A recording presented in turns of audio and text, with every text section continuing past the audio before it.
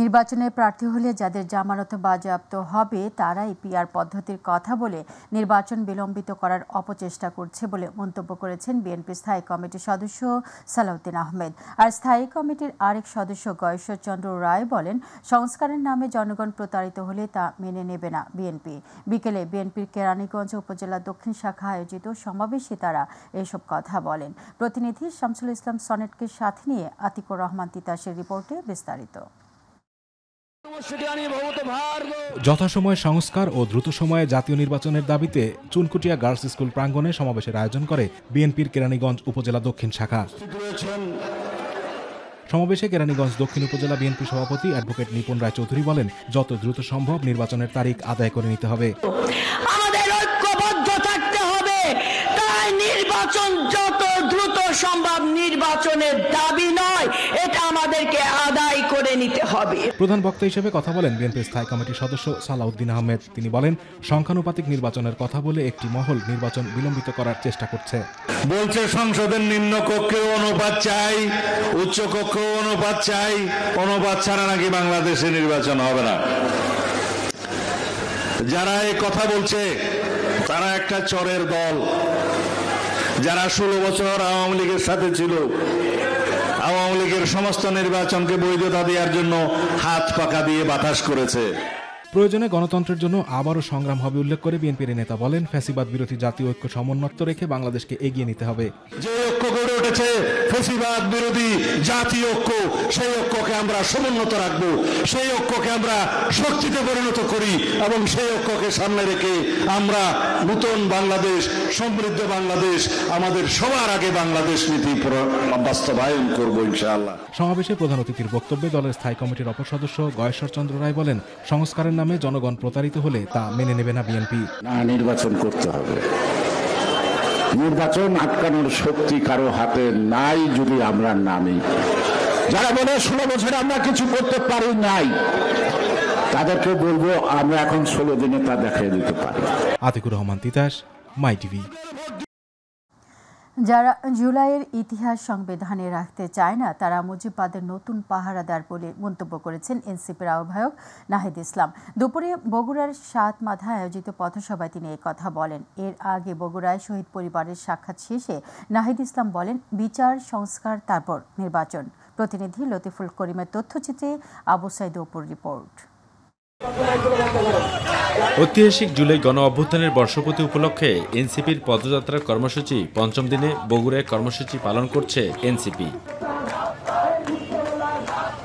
বগুড়ায় পদযাত্রা শুরুর আগে শহীদ পরিবারের সদস্যদের সঙ্গে সাক্ষাৎ করেন জাতীয় নাগরিক পার্টির আহ্বায়ক নাহিদ ইসলাম। এ সময় শহীদ পরিবারের সদস্যরা তাকে পেয়ে কান্নায় ভেঙে পড়েন। শহীদ পরিবারের সদস্যরা জুলাই আগস্ট গণ আন্দোলনে হত্যাকাণ্ডে জড়িতদের দ্রুত বিচার দাবি করেন। পরে নাহিদ ইসলাম বলেন, জুলাই সনদের মাধ্যমে শহীদদের মর্যাদা ও আত্মত্যাগ নিশ্চিত করা হবে। বলেন, আগে বিচার, সংস্কার, তারপর নির্বাচন। জুলাই ঘোষণাপত্র অবশ্যই নতুন সংবিধানে যুক্ত হবে। জুলাই কেবল কোনো আবেগের বিষয় নয়, জুলাই আমাদের রাজনৈতিক ইস্তেহার, আমাদের রাজনৈতিক গন্তব্য। পরে বগুড়া পলিটেকনিক ইনস্টিটিউট সামনে সাতমাথা পর্যন্ত পদযাত্রায় অংশ নেন এনসিপি নেতাকর্মীরা। সেখানে অনুষ্ঠিত পথসভায় এনসিপি সদস্য সচিব আখতার হোসেন বলেন, ফ্যাসিবাদদেরকেও পুনর্বাসিত করতে চাইলে পুতিত করা হবে। ফ্যাসিবাদের বিরুদ্ধে যুদ্ধ করে যে নতুন বাংলাদেশ আমরা পেয়েছি, সেই নতুন বাংলাদেশকে আমরা আর কোনো ফ্যাসিবাদীদের হাতে ছেড়ে দেব না। পথসভায় এনসিপির আহ্বায়ক নাহিদ ইসলাম বলেন, যারা জুলাইয়ের ইতিহাস সংবিধান রাখতে চায় না তারা মুজিববাদের নতুন পাহারাদার। যারা জুলাইয়ের কথা, এই শহীদদের কথা, এই আহতদের কথা সংবিধানে রাখতে চায় না তারা মুজিববাদের নতুন পাহারাদার। আগামী 3 আগস্ট নতুন বাংলাদেশের শপথ হবে বলে জানান এনসিপি নেতারা। আবু সাইদ অপু, মাই টিভি। বিচার সংস্কার ও নতুন সংবিধানের দাবিতে জাতীয় নাগরিক পার্টির জয়পুরহাটে দেশ গড়তে জুলাই পদযাত্রায় প্রধান অতিথির বক্তব্যে এনসিপির আহ্বায়ক নাহিদ ইসলাম বলেন, আগামী ৩ আগস্ট ছাত্র জনতা একত্র হয়ে কেন্দ্রীয় শহীদ মিনারে বিচার সংস্কার ও নতুন সংবিধান ইশতেহার ঘোষণা করা হবে। এ সময় জাতীয় নাগরিক পার্টির জয়পুরহাট জেলা শাখার প্রধান সমন্বয়কারী ফিরোজ আলমগীরের সভাপতিত্বে আরও বক্তব্য রাখেন দলটির সিনিয়র যুগ্ম আহ্বায়ক সামান্তা শারমিন, সদস্য সচিব আক্তার হোসেন সহ সিনিয়র যুগ্ম সদস্য সচিব তাসনিম জারা, মুখ্য সমন্বয়ক নাসিরউদ্দিন পাটোয়ারি, যুগ্ম মুখ্য সংগঠক আব্দুল হান্নান মাসুদ সহ কেন্দ্রীয় ও স্থানীয় নেতারা উপস্থিত ছিলেন। জয়পুরহাটে চাঁদাবাজি সন্ত্রাস বৈষম্যহীন ভাবে একটি জয়পুরহাট গড়ে তুলুন। জাতীয় নাগরিক পার্টির সাথেই থাকুন।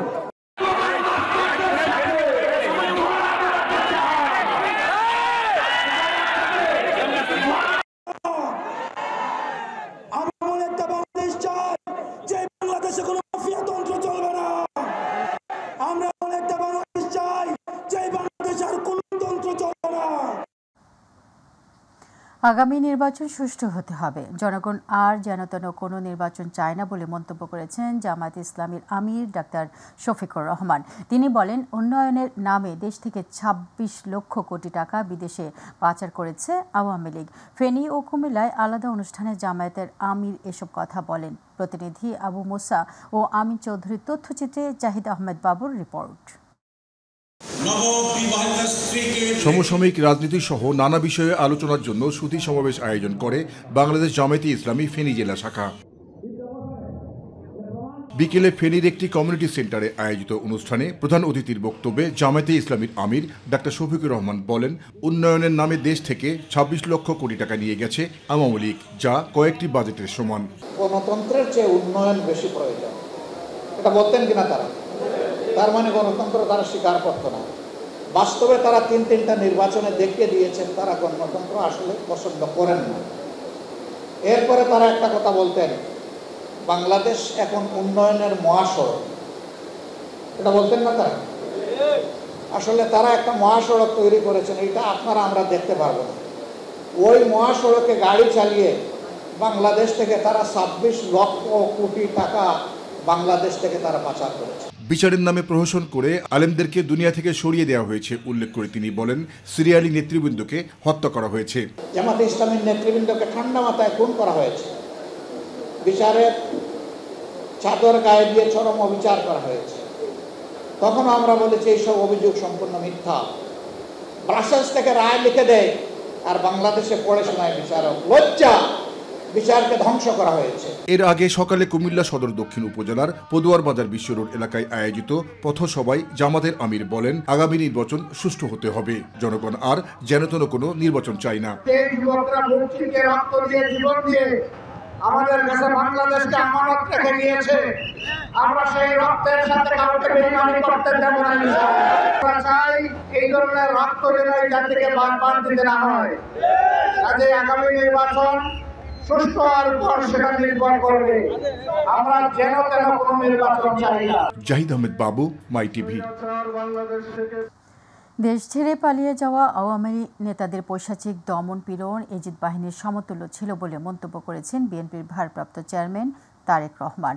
শনিবার পবিত্র আশুরা উপলক্ষে দেয়া এক বাণীতে এমন মন্তব্য করেন তিনি। তারেক রহমান বলেন, গত ১৬ বছরে পতিত আওয়ামী ফ্যাসিস্ট সরকার সকল ভাওতাবাজির নির্বাচন, ভোটাধিকার হরণ, গুম, বিচার বহির্ভূত হত্যা, সন্ত্রাস ও টাকা পাচার সহ এক অবর্ণনীয় শোষণ ও জুলুমের রাজত্ব কায়েম করেছিল। ইমাম হোসেন রাদিয়াল্লাহু ও তার ঘনিষ্ঠজনদের আত্মদানের চেতনায় দেশের ন্যায় ও ইনসাফ প্রতিষ্ঠিত না হওয়া পর্যন্ত আমাদের নিরন্তর সংগ্রাম চালিয়ে যেতে হবে। বিদ্যুৎ, জ্বালানি ও খনিজ সম্পদ মন্ত্রণালয়ের উপদেষ্টা মোহাম্মদ ফাজুল কবির খান বলেছেন, কাউকে নির্বাচন করা সরকারের কাজ নয়, যারা নির্বাচিত হবে তাদের সাথেই কাজ করতে হবে। নির্বাচনকালীন সময়ে পক্ষপাতিত্ব করলে সাবেক সিএসি নুরুল হুদার মতো কঠিন পরিণতি ভোগ করতে হবে। দুপুরে জামালপুর জেলা প্রশাসকের সম্মেলন কক্ষে আয়োজিত মত বিনিময় সভায় প্রধান অতিথির বক্তব্যে উপদেষ্টা এসব কথা বলেন। তিনি আরও বলেন, সামনে জাতীয় নির্বাচন জাতির জন্য একটি অগ্নি পরীক্ষা।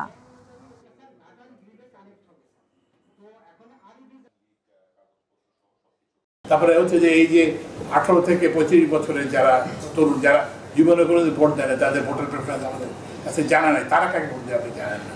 প্রবাসীরা কোনো সময় ভোট দেয় নাই, প্রবাসীরা কাদেরকে ভোট দেবে আপনি তো জানেন না, আমি তো জানি না, এবং আমার তো সেই নাই। তো সুতরাং এইসব কথা মনে রেখে যেটা মেইন যে প্রধান যে কথা, কাউকে নির্বাচিত করা সরকারি কর্মকর্তার কাজ না। যিনি নির্বাচিত হবেন, মানুষ যাকে নির্বাচিত করবে তার সঙ্গে কাজ করাই হচ্ছে সরকারি কর্মকর্তার কাজ। গণমাধ্যমের স্বাধীনতা ও সাংবাদিকদের নিরাপত্তা নিশ্চিত করতে অন্তর্বর্তী সরকার আন্তরিকভাবে কাজ করছে বলে জানিয়েছেন প্রধান উপদেষ্টার প্রেস সচিব শফিকুল আলম। তিনি জানান, সাংবাদিকতা একসময় অনেক বেশি সরকার নিয়ন্ত্রিত ছিল, সেখান থেকে বেরিয়ে এসে অন্তর্বর্তী সরকার একটি মুক্ত এবং ভয়হীন পরিবেশ গড়ে তুলতে কাজ করছে। রাজধানীতে গণমাধ্যম সংস্কার প্রতিবেদন পর্যালোচনা বিষয়ক অনুষ্ঠানে তিনি এসব কথা বলেন। আরও জানাচ্ছেন আফজাল হোসেন। গণমাধ্যম সংস্কার প্রতিবেদন নিয়ে বিবিসি মিডিয়া অ্যাকশন এবং ব্রডকাস্ট জার্নালিস্ট সেন্টারের পর্যালোচনা ও মতবিনিময় সভার এই আয়োজন। এ সময় বিগত ফ্যাসিস্ট আমলে সাংবাদিকতার চ্যালেঞ্জ নিয়ে খোলামেলা আলোচনা করেন সাংবাদিকরা। এছাড়া সাংবাদিকতা পেশায় আগামীতে কি কি চ্যালেঞ্জ আসতে পারে সে বিষয়ে অতিথিরা নিজ নিজ বক্তব্য তুলে ধরেন। যে আমি সাংবাদিক হিসেবে এটাই করতে পারি না, আমি সাংবাদিক হিসেবে কোনো দলীয় রাজনীতির অংশ হতে পারি না। গণমাধ্যম কর্মীদের দক্ষতা উন্নয়নের কাজটি বেশিরভাগ ক্ষেত্রে বাইরের প্রতিষ্ঠানগুলো, এনজিওরা করেন, কিংবা সরকারের প্রতিষ্ঠানগুলো করেন। গণমাধ্যম কর্মীদের দক্ষতা উন্নয়নের জন্য কি কাজ করছেন? সবচেয়ে বেশি ঝুঁকিতে, সবচেয়ে বেশি বিপদে, সবচেয়ে বেশি বঞ্চিত, নিগৃহীত সেটা হচ্ছে টেলিভিশনের সাংবাদিক। যদি নির্বাচন নিয়েই আমরা চিন্তা করতে থাকি, সেই একটা ভালো নির্বাচনের জন্যও আপনি গণমাধ্যমের কথা চিন্তা না করে নির্বাচন করা সম্ভব কিনা। অনুষ্ঠানে অংশ নিয়ে প্রেস সচিব শফিকুল আলম বলেন, গেল 15 বছরের সাংবাদিকতা নিয়ে জাতিসংঘের তত্ত্বাবধানে তদন্ত হবে। জানান, সাইবার সিকিউরিটি অ্যাক্ট বাতিল করে নতুন যে আইন হয়েছে তা কোনোভাবেই প্রেস ফ্রিডমে হস্তক্ষেপ করে না। একটা কমিটি করে দেওয়া হয়েছে, ইউএনএরও আমরা হেল্প চাচ্ছি কিছু কিছু বিষয়ে।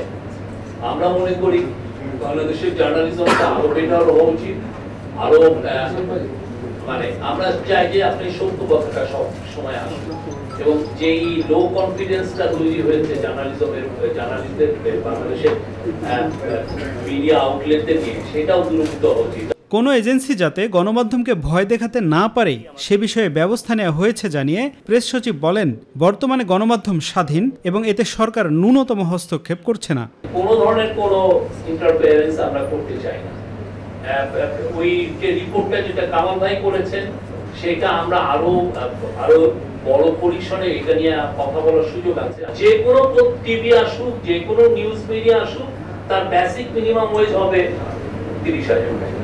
সভায় সম্প্রচার মাধ্যমের জন্য আলাদা কমিশন গঠন, সাংবাদিকদের ন্যূনতম শিক্ষাগত যোগ্যতা ও আলাদা বেতন কাঠামোর দাবি জানায় সাংবাদিকদের এই সংগঠন। গণমাধ্যম সংস্কার কমিশনের প্রতিবেদন প্রকাশের 4 মাস পার হলেও এ নিয়ে অগ্রগতি নেই কেন সেই প্রশ্নও তোলে সংগঠনটি।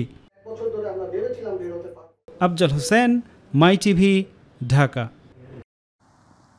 অ্যাটর্নি জেনারেল মোহাম্মদ আসাদুজ্জামান বলেছেন, আওয়ামী লীগ এখন নিষিদ্ধ। প্রত্যক্ষ বা পরোক্ষভাবে যারা তাদের সহযোগিতা করেছে তারা অপরাধী হিসেবে বিবেচিত হবে। সকালে এক অনুষ্ঠানে তিনি বলেন, রাজনৈতিক দ্বন্দ্ব থাকলেও আওয়ামী লীগের বিরুদ্ধে সবাই ঐক্যবদ্ধ। কোনো দল মানবতা বিরোধী অপরাধ করলে দল হিসেবে বিচার করা হবে। তবে নির্বাচনের আগে আওয়ামী লীগের নিষেধাজ্ঞা উঠবে কিনা সেটা সরকারের পলিসির বিষয় বলেও জানান অ্যাটর্নি জেনারেল। আওয়ামী লীগ একটি নিষিদ্ধ সত্তার নাম। এই নিষিদ্ধ সত্তার সাথে প্রত্যক্ষ বা পরোক্ষভাবে যদি কেউ ভূমিকা পালন করে, তাহলে আমি নিশ্চিতভাবে বলবো সেও অপরাধে সম্পৃক্ত হচ্ছে এবং সেই অপরাধের জন্য তাকে যথাযথভাবে আইনের আওতায় আনার যথেষ্ট সুযোগ আছে এবং আনা হবে। যে নিষেধাজ্ঞাটা জারি করা হয়েছে সেই নিষেধাজ্ঞাটা সাময়িক বলে আমার কাছে মনে হয়নি।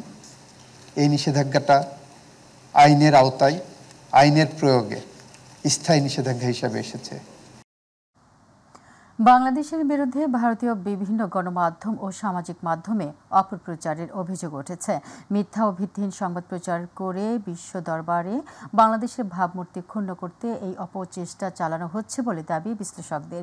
সম্প্রতি দিনাজপুরের পার্বতীপুর উপজেলার এক নারীকে নিয়ে উদ্দেশ্য প্রণোদিত সংবাদ প্রচার করে আবারও আলোচনায় উঠে এসেছে ভারতীয় অপপ্রচার। প্রতিনিধি আব্দুল্লাহ মামুনের প্রতিবেদনে বিস্তারিত জানাচ্ছেন জুবায়ের রহমান। নামে বন্ধুরাষ্ট্র হলেও বাংলাদেশকে নিয়ে ভারতের অপপ্রচার চালানোর অভিযোগ দীর্ঘদিনের। বহির্বিশ্বে বাংলাদেশের সুনাম ক্ষুণ্ণ করতে ভারতীয় বেশ কিছু গণমাধ্যমের অপপ্রচার লক্ষ্য করা গেছে। গত বছর 5ই আগস্টের পর রাধিকাপুর দিয়ে ভারতে অনুপ্রবেশের সময় বিএসএফের হাতে আটক হন বাংলাদেশের দিনাজপুর জেলার পার্বতীপুর উপজেলার মমিনপুর ইউনিয়নের সুখদেবপুর গ্রামের মৃত তৈলক্ষ রায়ের স্ত্রী কাঞ্চবালা। ভারতের গঙ্গারামপুরে মেয়ের বাড়িতে যাওয়ার সময় আটক কাঞ্চবালাকে নিয়ে বিভিন্ন গণমাধ্যমে চালানো হয় নানা অপপ্রচার। নিউজে উল্লেখ করা হয় 5ই আগস্টের পর তার বাড়িতে হামলা চালানোর পাশাপাশি করা হয় অগ্নিসংযোগ। শুধু তাই নয়, পাশবিক নির্যাতনের মাধ্যমে তার মেয়েকে খুন করার মতো যে তথ্য প্রচার করা হয় তা মিথ্যে বানোয়াট বলে জানিয়েছে কাঞ্চবালার স্বজনেরা।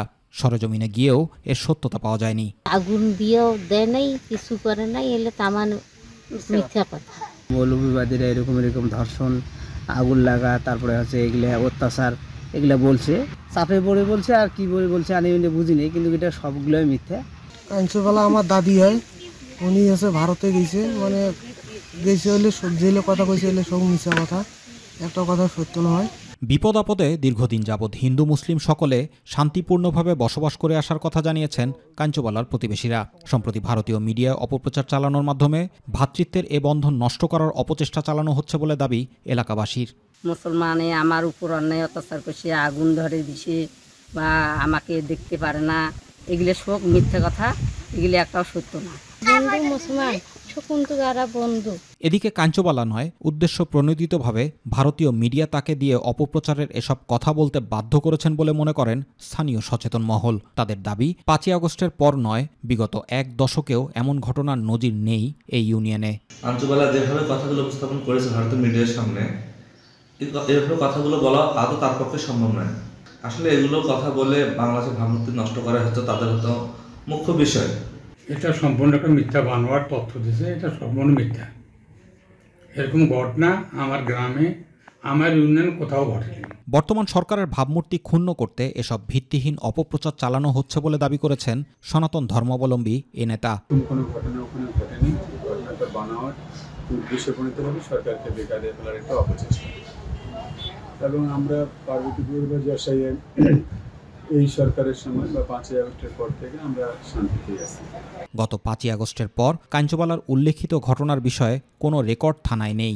এ ঘটনায় ভারতীয় মিডিয়ায় প্রচারিত রিপোর্ট ভিত্তিহীন বলে দাবি করেছেন প্রশাসনের এ কর্মকর্তা। যে অভিযোগ করছেন যে তার মেয়েকে ধর্ষণ করেছে, অগ্নিসংযোগ করেছে, হত্যা করেছে, এরকম কোনো ঘটনা ঘটে নাই বা এরকম কোনো রেকর্ড পার্বতীপুর থানায় নাই। জুবায়ের রহমান, মাই টিভি নিউজ। এবার রক্তাক্ত জুলাই গণ অভ্যুত্থান।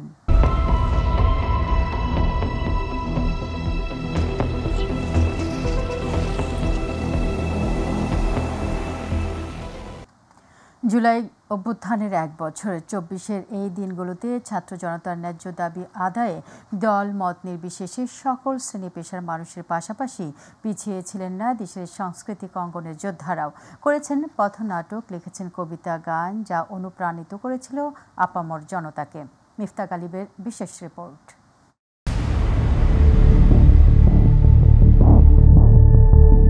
জুলাই 2024 ন্যায্য দাবি আদায়ের আন্দোলনে ঝাঁপিয়ে পড়েছিল গোটা বাংলাদেশ। ছাত্র জনতার আন্দোলন দমাতে সর্বশক্তি নিয়োগ করে স্বৈরশাসক। রচিত হয় এক কালো অধ্যায়। এই সময় বিবেকবান মানুষের সাথে রাজপথে নেমে আসে কবি, সাহিত্যিক, শিল্পী, কলাকৌশলী ও নাট্যকর্মীরাও। সমস্ত শিল্পী, সাহিত্যিক, কবি, সিনেমার লোক, নাটকের লোক সবাই এক জায়গায় এসেছিল। একটা জায়গা থেকে আমরা কথা বলতে চাই। পুরো গ্রুপ থিয়েটার ফেডারেশন ফেসিবাদের অন্তর্ভুক্ত, সেটা আমরা বলবো না। সেখান থেকে একটা বিরাট অংশ নাট্যকর্মী জুলাই গণ অভ্যুত্থানের সাথে, হাসিনার এগুলোর সাথে প্রতিবাদ করেছে। বুকের ভেতর অনেক ঝড়, বুক পেতেছি গুলিকর, এই বক্তব্যটা কিন্তু একজন কবি, একজন লেখক, একজন সংস্কৃতি কর্মীরই তৈরি করা। কবি সাহিত্যিকদের, শিল্পীদের ভূমিকা, সাংবাদিকদের ভূমিকাটা ঐতিহাসিকই আমার মনে হয়। 24-এর উত্তাল এই দিনগুলোতে গান, পথনাটক, লেখনীর সাথে সশরীরে রাজপথে ছিলেন অনেক সাংস্কৃতিক যোদ্ধাও। আয় ভোর, আয় ভোর, আয় ভোর, তোর জন্য এই স্বপ্ন দেখা। এই দেশটা নাকি তোমার, অন্য আর কারো নয়। আয় তারুণ্য আয়,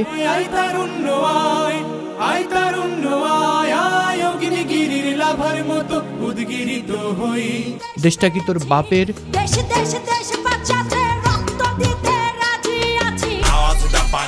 আমরা বলে রাজাকার, কয়দি দেশের রাজাকার, ছাত্র আওয়াজ না উড়াইলে দেশের ভিতরে হাহাকার। শোনো মহাজন, তুমি করো, তোমার বিচার করবে কে? এমন অসংখ্য গান দেশপ্রেমিক জনতাকে উজ্জীবিত করেছে।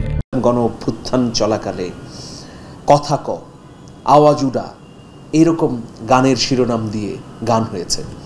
এরপর আমি নিজেই লিখেছি আই ভোর, দিন যায় রাত যায় তোরই অপেক্ষায়, তোকে পেলেই পাবো মুক্তির রেখা। এই যে কথা না বলতে পারা এবং অধিকার না পাওয়া, আমি অধিকার পেলাম না সেটাও আমি বলতে পারবো না।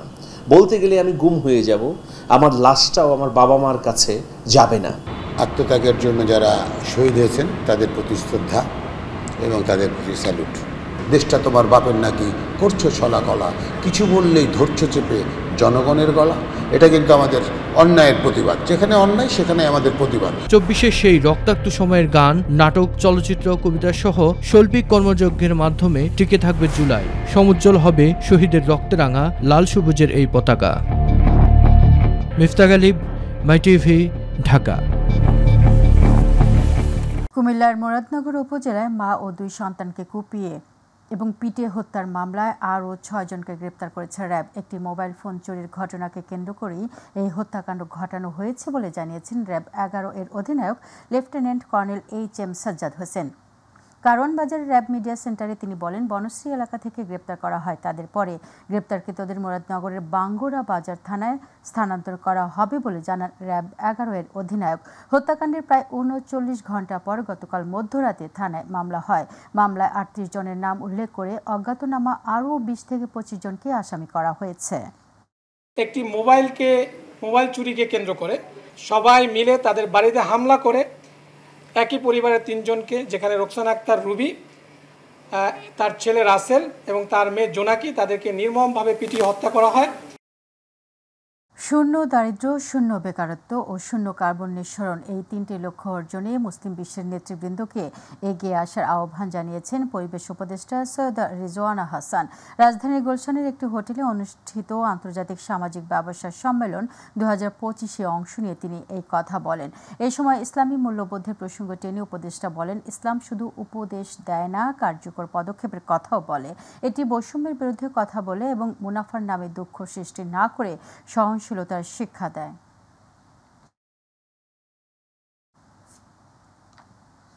রাজধানীর জনসংখ্যার তুলনায় বিনোদন কেন্দ্র নিতান্তই কম। তারপরও সুযোগ পেলেই পরিবার নিয়ে অনেকেই ছুটে যান বিভিন্ন স্থানে। তবে যত্রতত্র পার্কিং, ফুটপাতের দোকান এবং হকারদের বাড়তি চাপে অনেকটাই দিশেহারা হয়ে পড়েন দর্শনার্থীরা। এছাড়া এসব দোকানপাটের আবর্জনা নোংরা করছে পরিবেশ। এদিকে 5 আগস্টের পর জিয়া উদ্যানের আশেপাশে বাড়তি ভিড় লক্ষ্য করা যাচ্ছে। দর্শনার্থীদের বসার জায়গায় বসেছে দোকান, সাজিয়ে রাখা হয়েছে চেয়ার। বিস্তারিত আফজাল হোসেনের রিপোর্টে। সপ্তাহান্তের শুক্র, শনি বা বিশেষ কোনো ছুটির দিন মানেই পরিবারের সাথে একটু ঘোরাঘুরি।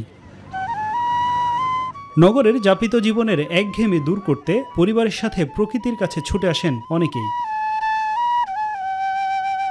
তবে সেই আনন্দে কিছুটা বাদ সাধে চারপাশের পরিবেশ। ফুটপাতের ওপর দোকানপাট, হকার আর যত্রতত্র পার্কিং এর ফলে নষ্ট হচ্ছে হাঁটা চলার স্বাভাবিক পরিবেশ।